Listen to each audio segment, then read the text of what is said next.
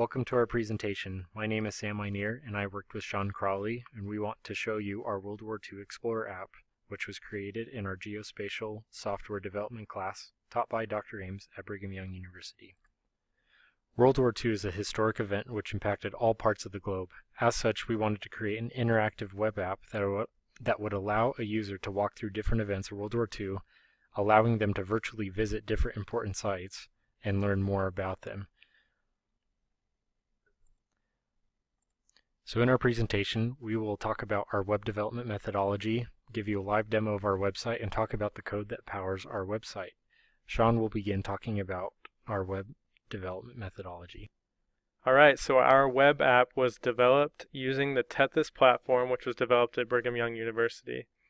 This platform simplifies the web development process by providing pre-configured framework that integrates Django, which includes Python, JavaScript, HTML, and CSS, and SQLite databases as additional components, but these are the ones that we used. Tethys is also developed in the Linux environment, and so we used Linux as we developed our web app. And the main JavaScript component of our app is OpenLayers. This is a open source JavaScript library used for web mapping that creates maps and allows you to plot data and points and polygons, polylines on a map in different formats. And we chose to use KML files for our format because they are a universal format for map data, and we were able to convert shape files in ArcMap into KML files that could then be loaded into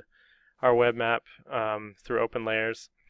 And Sam and I use GitHub to host and store our code, and that made it easy for us to collaborate and develop and edit and change and update our code essentially simultaneously by pushing and pulling changes that were made in the process. Alright, so in order to collect and store our data, we chose to use Google Sheets to be able to collaborate and store our data in a table format.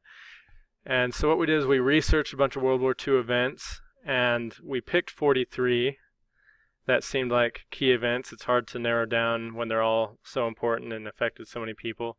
But we chose 43, and for each of those we had to get all these different fields that we determined would be important: an event index, a date index, a date, event title, event description, a URL to a page that has more information, maybe Wikipedia or something, a URL for a photo corresponding to that event, latitude and longitude of where that event took place, a zoom level for the map, and then a list of KML files that would have the KML files that correspond to that event. So we compiled all this data for 43 events in Google Sheets, but in order to incorporate that data into our Tethys and Django web app framework, we converted that event data to a SQL database, and we'll show you the code of how that was done later. So on our actual web interface, we wanted to have a couple features that would allow the user to have the easiest experience being able to look at the events that we had researched and put together on a map. On the left, you can see that there will be an event list that will be loaded. Here the user will be able to select a specific event that looks interesting, and all these events are listed in chronological order. So you can see at the beginning of the list some of the primary events that started World War II, and at the very end the termination of World War II. In the main map, you'll see a pop-up bubble and different KML files being listed. This pop-up bubble will give the title of the event, the date, a description of it, a picture from the internet, from the web URL that Shawn described, and then a link that will open up a new tab in their Explorer to be able to find out more information or to read a little bit more about this specific event. The user also has the option in the bottom right corner to use these buttons to select which event they'd like to look at. They can choose to pick the next event, go back to a previous event, or restart their exploring by clicking the home button. In order for that web interface to work smoothly for the user, we designed the background of the website to pay attention to where the user was clicking and which buttons were being pressed. As a button is pressed, which represents the user wanting to go to the next event or to a specific event, we would change the web URL. The changing of the web URL would initiate actions to extract data from the database for that event that is being requested to be shown.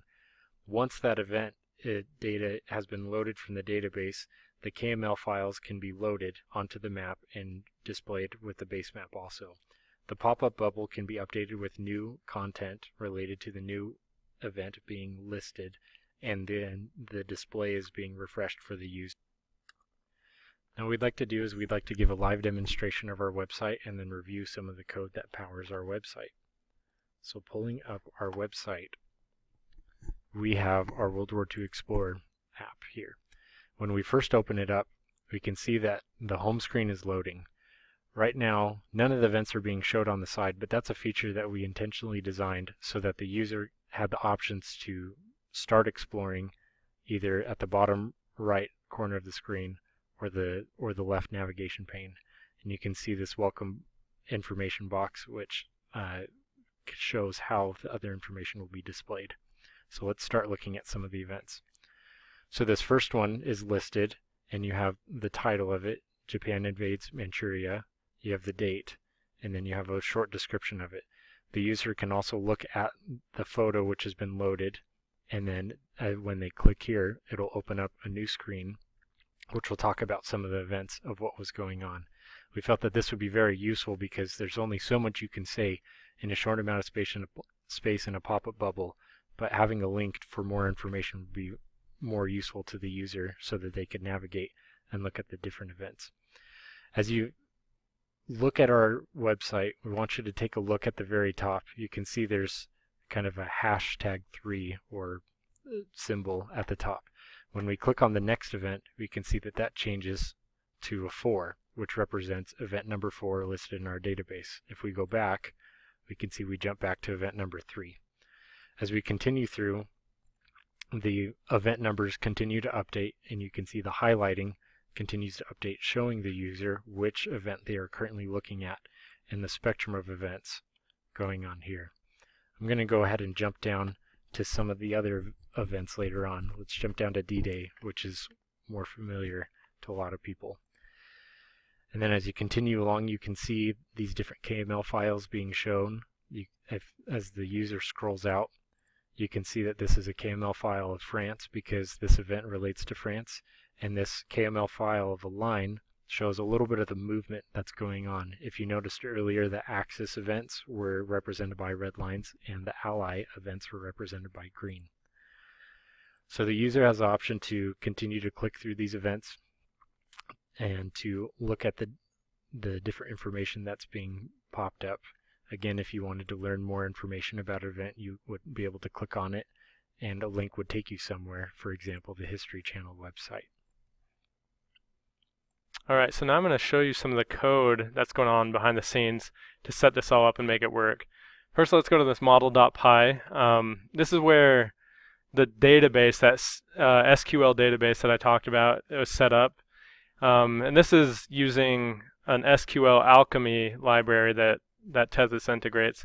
Makes it really easy to do it. So you name your event, or your what you're going to store in your database is stored as a class, and we wanted to store events in our database. So we give it a class event. It's associated with the table name, which we called World War II events.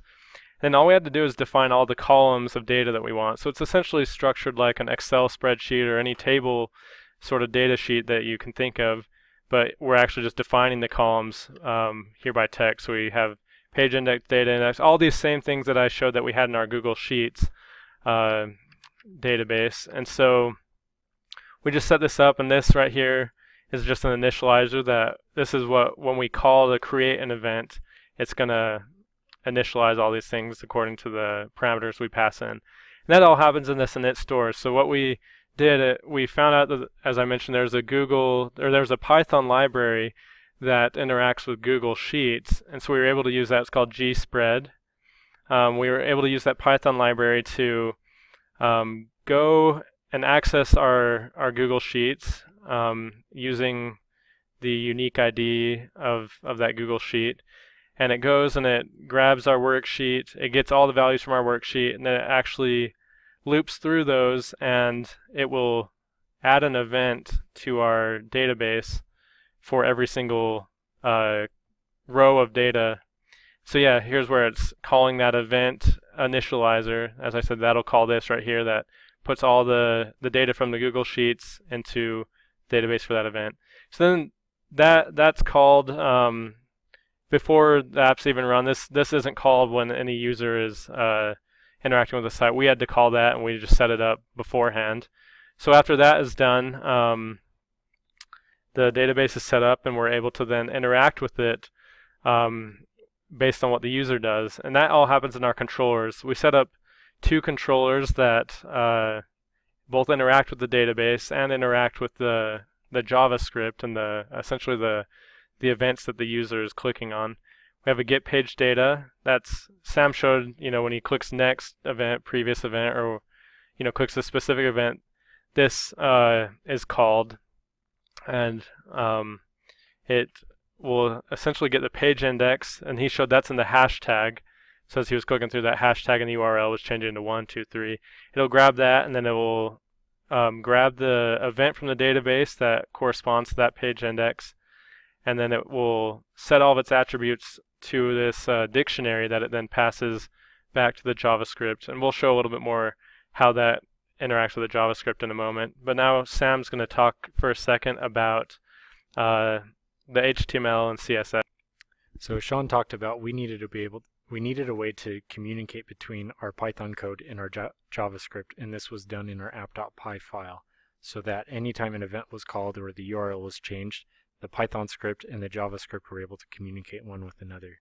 Real quick, I'm going to talk about the structure of our data. First, as part of our web development, we have a file that has all of the countries and events that will be displayed in our map. And that's one of the things that will be important for reading and displaying the different KML files that actually appear on our website.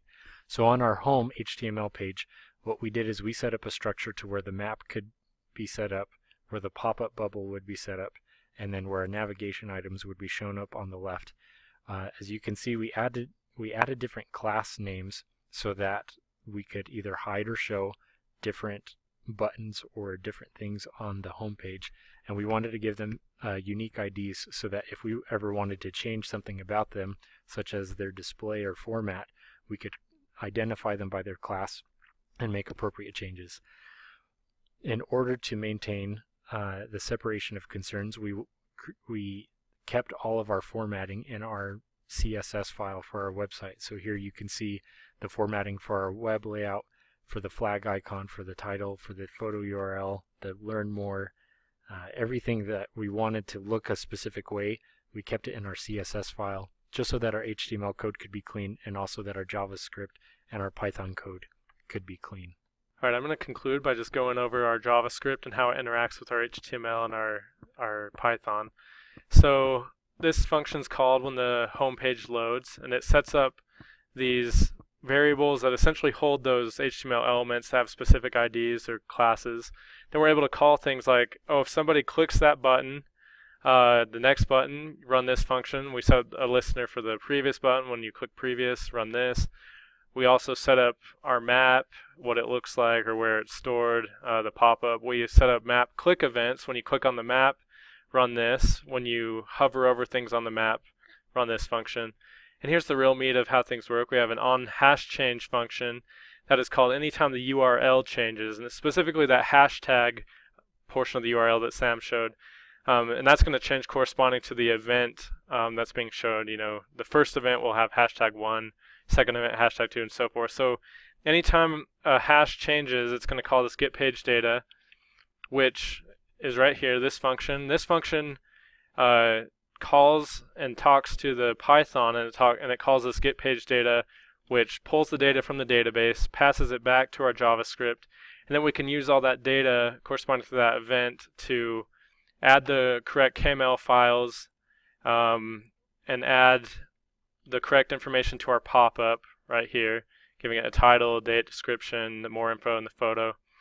And yeah, and then it will set the zoom, set the center, and show that event on the map as you saw in the demo. And that, my friends, is essentially how our thing works. So thank you for watching.